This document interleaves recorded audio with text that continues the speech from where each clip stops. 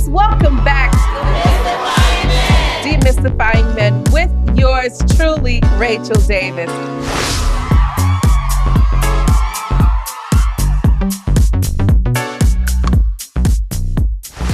All right, ladies and gentlemen, and welcome to this week's installment of Demystifying Men. My name is Rachel Davis, yours truly, and I am excited for the gentleman that we have on our show today as our featured guest. Folks, if you know anything about me, and as well as my husband, you know we pay credence and homage to the individuals that have come into our lives and provided us with access to information that empowered us in a magnificent way so that we're able to do the same for you. Well, folks, you may have heard the name Rod Hairston, or my coach. And I am beyond honored and elated to say that the man himself, the man, the myth, the legend, none other than our very own, our personal coach, our personal mentor, our personal guide, is on the show with all of you today. So ladies and gentlemen, welcome to the show. And Mr. Rod Hairston, thank you so much for being with us today. You can be anywhere you desire to be in the world, having conversations with millionaires and billionaires alike. But you're with us this evening, and we are forever grateful to you for taking time and space to be with us today. So thank you. Well, I honor you and respect you and love you guys. So anything for you too. Awesome. Thank you. So let's get into it. And for those of you who don't know about my book titled Demystifying Men, we delve into the 4 major archetypes of men. And I got to tell you, Mr. Hairston, Rod Hairston, he's the individual that brought that concept to my awareness. So it is an honor and a treat to have him on today. But what I want Rod to do and to share with all of you this evening is basically, well, before we get into that, I would love for you to share with the folks a little bit about yourself. I think it's important for our audience to know and to hear from you a little bit about your background. I brag on you all the time, but I would love for you to share with folks who you are, what you do, and your journey that brings you here today. Well, thank you. I look at myself as a coach. I've always just been a coach, and I own some businesses that are doing really well. And it comes from seeing the strength in people, seeing the potential in people, and then building these systems in different verticals: sales, NASP, Growth U, which is our personal development brand, and Vision U, which is our corporate training brand, and Evoli, where we build these programs for superstars like you and help people take great information and integrate it into their identity, which means I learned, I enjoyed, I saw the benefit, and now I've integrated it into me, which means it's part of my identity, it's part of my belief systems, it's part of my habits. So we've done that all over the world and supporting people with 30, 60, 45-day programs that are sticky, and people stay in them and they get through them, and they actually change their behavior for the long term. We like to say from inside out versus the outside in. Been doing this since 1996. Have again built some really, really great companies. I have a very great team of people. We have offices in the UK and in Spain. We're in Austin, Texas. We have an office in Michigan, LA. So we're doing well because people are not interested in just learning. Now they want to grow, and they want it to be part of their identity for the long term. Almost like with the information you're teaching now. Oh, and also what I love about your book and what we do, which is very consistent, is the things that you learn in Rachel's book, you're already doing, or the person that you're with, or the person that you're looking for. They're already utilizing these archetypes. They're already, and they might be doing it in a way that's effective or ineffective. They might be doing it consciously or unconsciously, but they're using them. So this is all around pattern recognition and us really looking at You know, what are they doing, and are they aware? Are they aware of the impact that they're having? And is it intentional? Is it results oriented? And that's some of the things that we're going to talk about today. And when you read the book more than once, you're going to be able to identify what those patterns are, whether you're a man or a woman that is looking to support her man or find a man, where they have these healthy vehicles for utilizing our archetypes. Awareness.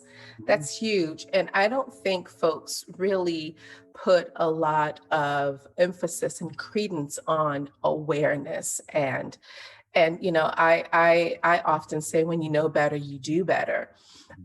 However, it's having that awareness to understand that in essence, you do know better.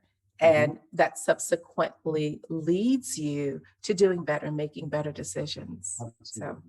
Absolutely. So tell us about the archetypes. Inquiring minds want to know. Share with us your thoughts and your perspective and your ideas and you know, your awareness as far as the archetypes are concerned.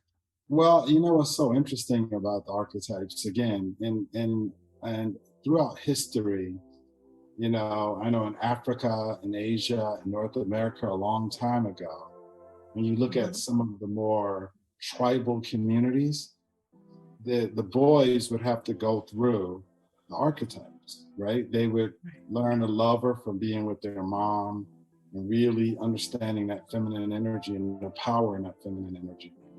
They would then have to go through, at a certain age, it would have to be taken out to the woods, or they would go to some ceremony where they became a man. And it usually had something to do with conquering fear and learning how to fight, the warrior.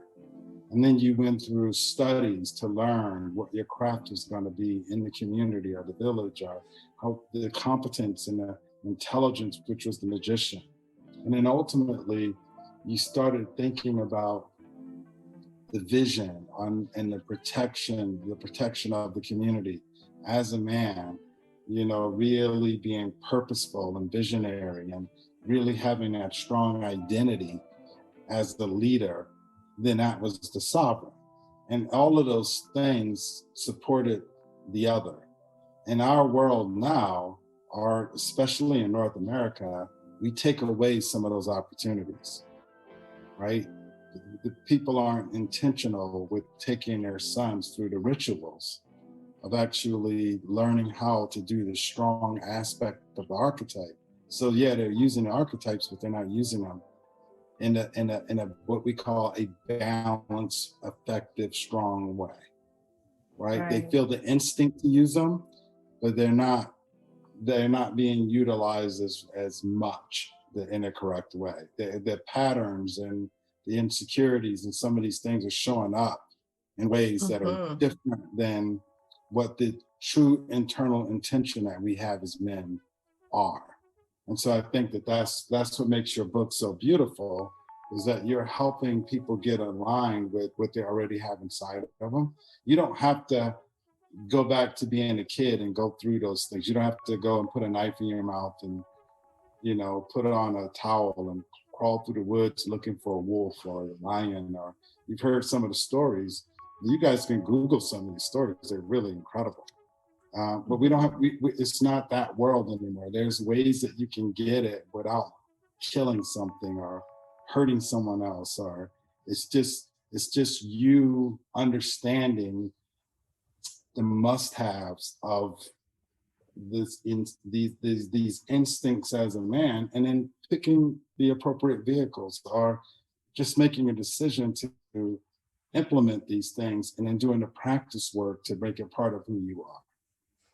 Right. And I love the fact that you've shared that that evolution, so to speak, in a very beautiful way. What kept coming to mind was rites of passage. And in our society today, especially in the States, you know, that traditional ceremonious rites of passage, so to speak, where a young boy now is recognized in the village as a man. And so therefore he must assume the responsibility or even get to the point where he acts as if. I don't really see that in our society today or in our culture. Maybe you have, and if you have, certainly shed some light on that. But Well, I think again, that's something that's taken away a little bit. it is. And unfortunately, you see this happening with some of the terrorist organizations or gangs or the military, where they're utilizing a lot of the patterns or the instinctive archetypes. And again, the military is not negative. Or no, I'm not going to judge any aspect of it.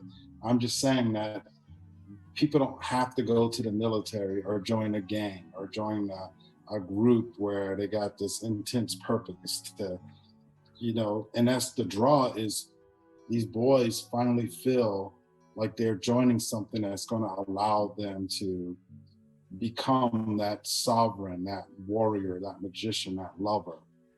And they're drawn to it, but the outcome or the output might not be good for the long term. So Right. by understanding this book and understanding, for the mothers that understand, that have sons, allowing your son to go through things and telling them that these things are going to support them, is really understanding that they got this internal strength that needs to be developed. You can't wait till your son is grown before they go through any type of heartbreak or tough stuff. You got to show them that there's an internal fortitude and resourcefulness that we all have, but you got to put yourself on the spot before those things will show themselves. And that's really what that rite of passage is that it's already there. It's that, are you willing to step outside of the comfort zone in any of the archetypes to where you can develop them, because again, to be the lover, you got to be vulnerable. To be the warrior, you have to be courageous. To be the magician, you have to be competent and confident. And be the sovereign, you have to be visionary and purposeful. And are we giving our boys, are we creating the space for those healthy archetypes to be cultivated? So yeah, to be that sovereign, you have to create that space for the man or the son, and the man has got to create that space for himself, right? And the more people are aware of what that instinct is that we all have inside of us, the more we'll create the space, the more leverage we have to, if we want that happy, growing, sort of purposeful, loving relationship, that we know that we need to create this. Right. And again, and a woman is just as powerful. But we're talking about your book and the men today, so I just want to show that. Well, we'll talk about the ladies as well, because that's the journey that I'm on right now, is really learning about the archetypes as far as women, are concerned. And I've received an overwhelming amount of feedback from women wanting to learn about the archetypes that associates with being a woman, with femininity. So if you don't mind, please, you could share. We're here to learn. So definitely share your thoughts on that. Absolutely. I love the game of chess, because chess really reflects life, where you have to be thoughtful. You have to be, we're not simple creatures. We're very, very, very complex. And navigating a relationship is complex now, because women are really, really powerful, and they are like the queen on a chessboard. Think about it. She can move in every direction, right? And the movie The Queen's Gambit, right, was called The Queen's Gambit, not The King's Gambit, because the queen is the most powerful piece on the board. So what does that mean? Well, that simply means that your book is so important, because the queen sets the stage, always. And so for men just have to understand that. Men just have to understand that we're biologically different, where we've always been different, but that woman has to be the lover or life would not exist. Okay, she has to have that lover instinct with her babies and her sons, her daughters, her husband, her family. She also has the most fierce. You ever want to see a real warrior?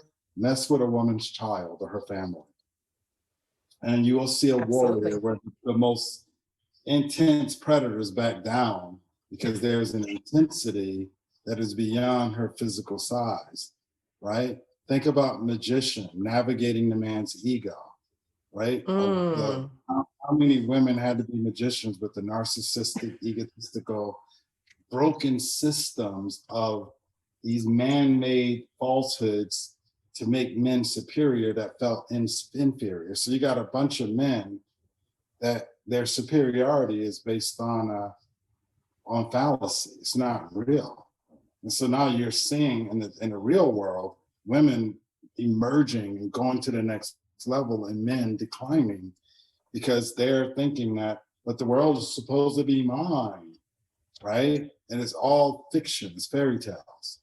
And then ultimately the sovereign. When you think about Oprah, you think about yeah, well, I mean, you look at even our vice president now, and think about how she shows up, right? And all of the things that she had to go through to get to that position. Can you imagine what Camilla right. had to go through? And you can feel that queen sovereign energy that comes from her, right? Or I was watching a documentary of Tina Turner and just the sovereign energy of Mhm. where people just wanted to touch her and be in that room. Her music is great, but it's more going on than that. Oh It's, yeah. Oh yeah. you look at who, so the woman has been very fortunate because the things that she's gone through, the toughness that she had to endure is really, she is the lover and the warrior and the magician and the queen. She is that. Men, on the other hand, we've lost, the world has been so set up for not all of us, but some of us, that you're weak. Mm. You're weak. You didn't have to How work. so? Well, think about it. It's like resistance is what makes strength. So if Mhm. you're on top all the time and you've been on top this long, how'd you get there? It was passed down. Mm. You didn't go through a lot of the things that women or even minorities, and it's unfortunate that some of these men are missing they missed that opportunity. It was taken from them by the parents, making them part of their own individual significance. So my son is a god, and he's not going to fight. I'm going to make sure his grades are good. I want to pay to get him on the team. He needs to get a trophy. He looks like this. He looks like God. Look at the picture. What does that do for that kid? It just makes him Nothing. terrified. It makes him an imposter from inside out because he never developed the muscle. He never. How did I get here? You can't trick the nervous system. You can't trick the unconscious mind. You can trick other people, but not yourself.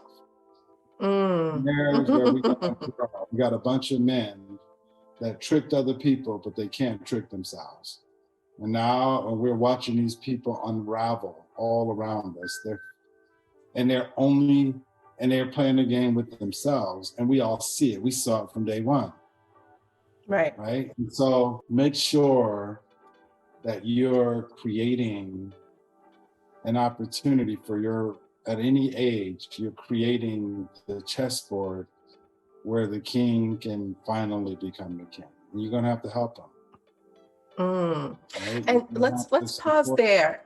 Let's pause there because there's a lot of women who feel as though they would like the man that they meet or the man that that they desire to spend a life with or marry and have that position in their life. Oftentimes I hear women say, well, I don't want to, make the man. I don't want to raise the man. I want him to already be established. I want him to already be complete and be whole. But what you're saying is that to a certain degree, that women are going to have to exhibit a level of patience or strength to be able to help support him get to his highest self. Is that what your thoughts Well, are, or? because individually, as a man, when I'm by myself, I'm different. If it's just me, if it's me looking out for me. But women are so beautiful and so desirable that my instinct kicks in. So any insecurities that I have are exposed because I'm allowing that other person to impact my heart. So now, yeah, before I'm in love, she's watching me play, and a woman sees the capability. So what you're seeing is his capability, not necessarily who he is. So when I'm in state and I'm trying to impress you, then I am going to be my best. That's not, the issue is when I'm not in state, when I'm not responsible, when I'm not in the relationship, that's when my patterns show themselves. So it's very difficult to see who somebody is in the inception of anything, especially when you're dealing with beautiful women, when you're dealing with women. Like I'm going to show up. That's our instinct to pump up our chests, wave our feathers, but is that me or is that the state that I'm in? So that's what makes relationships so hard. It's very difficult to see who they are in the inception. And so then you can't get into a relationship going, well, I'm going to interview you and I'm going to judge you and evaluate you before I give my heart. Well, you can't do that either, because any real king is not going to accept that either. So the reality of it is that you can hope for those things, or you can look for those things. But I will tell you this. I'll share this story with you. I got invited to a divorced millionaire women's club. So the women were all divorced, all millionaires. And I got invited because somebody told somebody that I stood up for the woman who was having, I'm not there, and it's famous people, so I'm not gonna really get into the names here, but I stood up for her only because it was the right thing to do. And the word got back to her and she invited me to this party. I didn't know where I was coming. I didn't even know people were gonna be there. So it's 20 women, they're drinking wine. It's only me. There was one other guy, he left because he was a chicken. He was like, so they were at this big table and they sit me at the head of the table. And they said, you're probably wondering why you're here. And I was like, yeah, it would be good to know. And they all pull out their lists. They all had these lists and they pulled them out and they were like, all right. So we got our list of the men that we want. And we want to know from you if you believe those men are out there, because we're really starting to give up. And they were laughing and high-fiving and drinking. And it was more fun than it was serious. But then it started getting intense. They started reading the list, and it was like, one list, the guy had to have an 8-pack and be a millionaire, be sensitive and be strong and be the king and be this. And man, they went down the list. And it was like, wow, I'm not even gay and I would marry that dude. That's the kind of stuff. Well, I'm feeling a little insecure because they got to have all of those things. And she was like, absolutely, all of those things. And I was like, okay. So after the 20th wine drinking, divorced, millionaire, beautiful woman, I mean, these women were strong. After I listened to 20 lists of like at least 30 qualities on each list, at least, they were like, so what do you think? My response was, what would men like that want with women like you? And they were, and people started throwing wine, yelling at me, and I was like, whoa, don't, you're not listening to the question. And man, they went, they beat me up pretty good. And I asked again, what would men like that want with women like you? And they were like, you're a jerk. We thought you were a nice guy. And I was like, listen to the question, answer the question, answer it. And finally I said, listen, this is what I'm attempting to say, and I'm not doing it wrong. Men and women aren't things. They're souls. They're wounded. You look at what you guys went through in your life. You think about the family. You think about the race, the secrets. They're humans, and you have this list of all of these things that you want in this person. And think about what their list looks like. Do you fit it? Even if they don't have a physical list. If he's got an 8-pack, what do you have? And what would a man want with an 8-pack? Would he want what he's going to be? If he's got an 8-pack, then he's into health. Are you? Are you only thinking about it like you're buying something or programming an iPhone? Right? So life is, so I said, this is what you do. And I gave him homework. I said, now take your list out. Your list is beautiful. Your lists are all beautiful. And write down for every one of those qualities that you're looking for, who you're going to be. Take the list that you wrote for the men and burn it. And go home and focus on that list of who you're going to be. And you'll be amazed at who you attract. That is so powerful. That is so powerful, and that is a beautiful message that I pray that our viewers receive, accept, internalize, pray on, meditate. Yeah, that's what it really is. And put into action. Yeah. If you want a king, understand what a queen is. You do it first, and you'll be amazed at how fulfilled you're going to become from just you.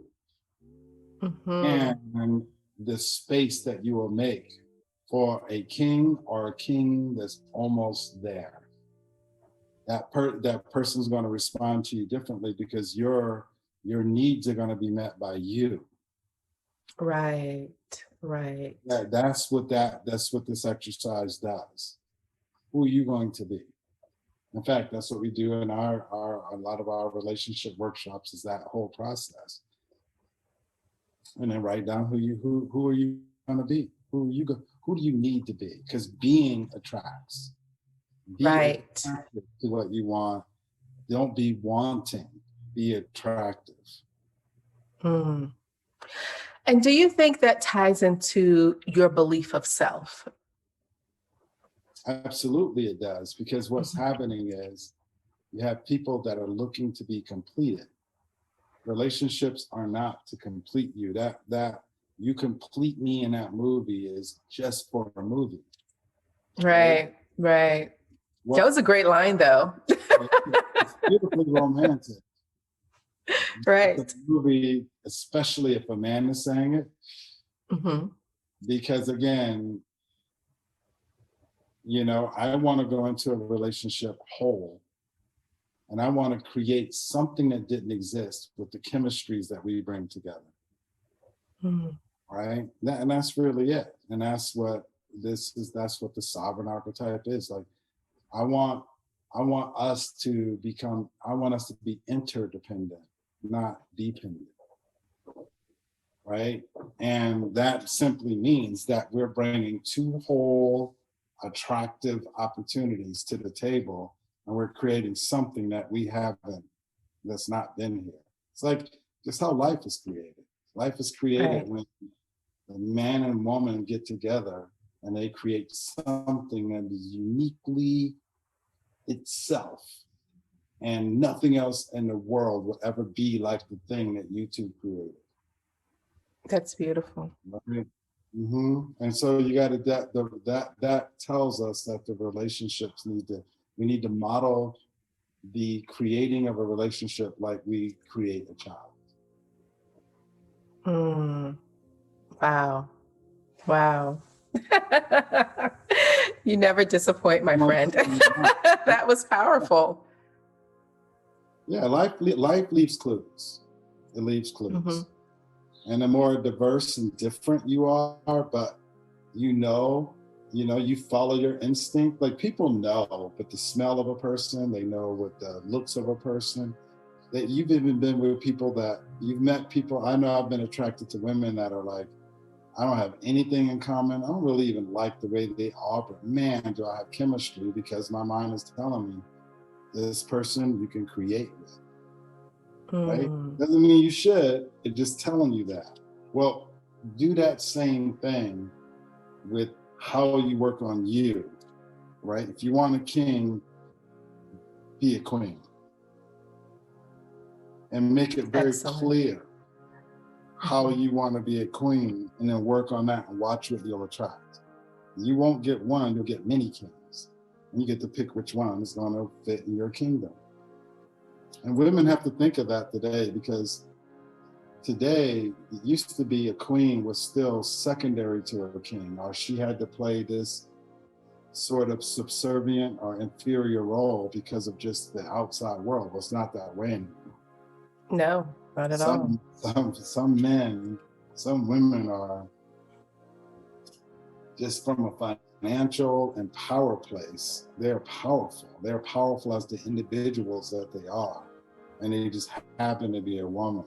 Well, trying to find a man that's going to overpower you or match that, it's just the ego play. Sometimes you're just going to be that powerful, and the king is going to come in and play their role. And as long as you understand who you are, you can enjoy that.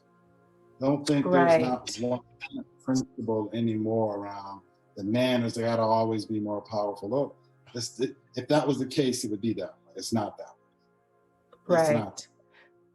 Right. And so it more or less aligns with the concept of the having the ideal partnership. Yes. And it's who is your ideal partner?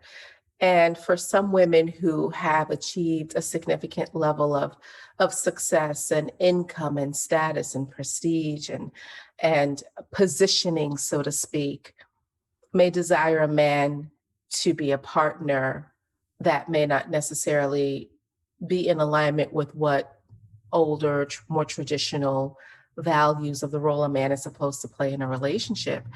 And I coach my high value women. And so my HVWs, my high value women, it's helping them to understand that at the end of the day, when it is all said and done, your king is the person who presents himself as your ideal partner from a partnership perspective, and not necessarily based off of what society has programmed you to believe the role of a man should be in your relationship. Absolutely. That's absolutely right. That's absolutely right. Because again, look how things have changed. The value systems don't apply. Think about Oprah as a beautiful example. Here's another, even a better example. I was talking to this lady, this woman the other day, and she's very, very wealthy, and she's a very powerful person. And she was telling me that her husband stays at home, right? She does really, really well, and she's very significant. She makes a great money, and he stays at home. They met in law school, and he was top of his class, and he's at home. And I said, and we talked about it, and she said, Rod, I love his confidence. His confidence and his power stimulates me to be a better queen. Not that he has to make more money, not that he just needs to be secure enough to say, I get this opportunity to raise our prize, right? And I'm so confident that I allow her to just grow and be powerful. And I appreciate what we are doing together. So this guy, I had a chance to meet him this morning, and the guy is powerful. But he doesn't, his ego is so developed that he is a king. But his queen is the power broker from an ego perspective and in the world. Right. So those are the opportunities. This is why we got to look at things differently across the board. We're holding on to stylistic and traditional things that no longer apply. Right. Archetypes don't have to be a certain way. Right? Right. Queen of England is the Queen of England. She has a husband who just passed. Right. She was the queen. She's the queen. That's right. She's the queen. She's the queen. So I think women got to be okay with that too. Because as an individual, you're put here to do some really amazing things, and you're not always going to find a man that's more amazing than you. It shouldn't even look that way. It should be, what do I want to attract? And if you do that and allow that attraction to work, then the fulfillment and the harmony and all of those things will just be an everyday, seamless opportunity. Wow. Well, Rod, I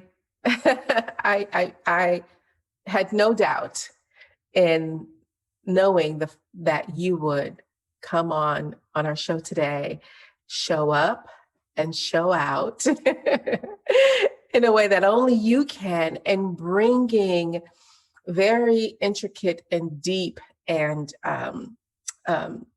just complex information, but share it in a conversational way where folks will walk away feeling enlightened, certainly feeling empowered, being educated, and have a sense of, okay, you know what, maybe I need to work on myself, and what does that look like in order for me to attract, as opposed to going there to try to find someone. Let me become who it is that I desire to attract, so that I can attract that person. And I thoroughly agree with you in terms of once you've established that as a woman, then you'll have multiple suitors. As a queen, multiple kings vie for your time and for your attention, and not necessarily having that scarcity mindset, and also being more abundant with it. And the abundance magnifies, it multiplies, and you'll find yourself in a much better position to be able to make the right decisions for you when it comes to your life and love. Absolutely. And what's so interesting about that story I told is that the women that went home and did that exercise, the list, they dropped almost 80% of the things on the list. Of course. Right? They didn't think that way anymore. It wasn't this game or this evaluation or this superior posture that you automatically take when writing a list like that. Like, before this person gets my time, this is the things they need to do. Well, how does that sound like a king? And would a king would ever do that? Like, right? So, and they don't even know that even the way we go about things is counter to what people say they actually want. You attract queens and you attract kings by being royalty first. And you get what that royalty is. And then go through your school of being attractive and do it and then enjoy it. Don't do it to get a king. Do it to become a queen. And a king will find you, because that's just fate. That's just the way it works. It's the way it works. Right. Men are natural born hunters. They will find you. We'll find you. And a king loves the hunt, and they can sniff a beautiful queen a long way away. They love to hunt.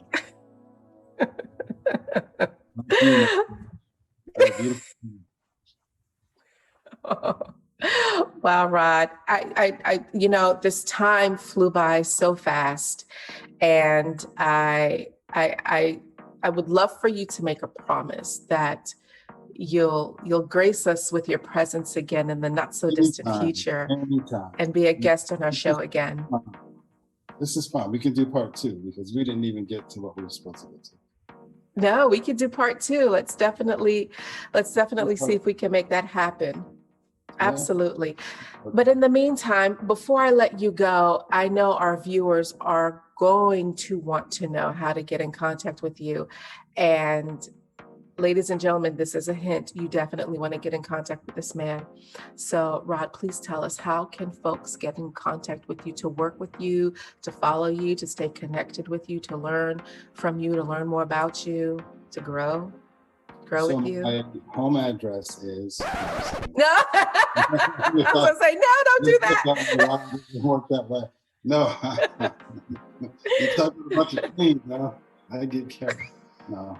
Our growth, GROWTH hyphen the letter U, growthu.com. Come check us out. And we own musichill.com as well, which is our property and our resort in Austin, Texas. So check out those 2 things, musichill.com and growth-u.com.